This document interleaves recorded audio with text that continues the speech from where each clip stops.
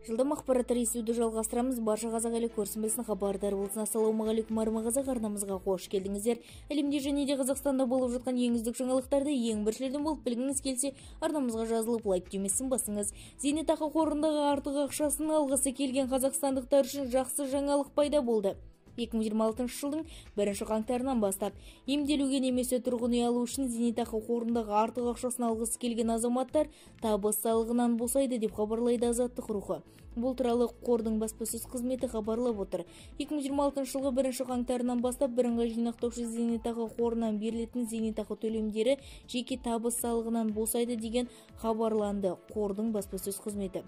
Айта кетейік, қазір қолданыстағы заңға сай емделу үшін немесе ипотекасын зейнетақы қорындағы артық ақшасымен төлегісі келген азаматтар 10% салық төлейді. 2026 жылғы 1 қаңтарынан бастап қалай болмақ? 2026 жылы 1 қаңтарынан бастап салық зейнетақы төлемдерінің барлық түрлеріне ұсталмайды. Бірақ мұның Қазақстан Республикасының резиденті болып есептелінбейтін азаматтарға қатысы жоқ. ЖТС сондай-ақ бір жолғы зейнетақы төлемдерінде ұсталынбайды.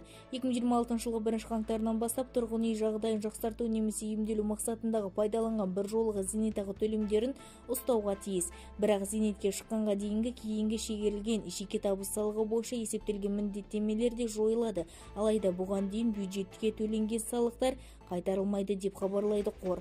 Бізді тамашалауды жалғастырыңыздар және де осыған ұқсас өзге де ақпараттар сіз үшін қызықты болса арнамызға жазылып лайк түймесін басыңыз. Сау саламатта болыңыз.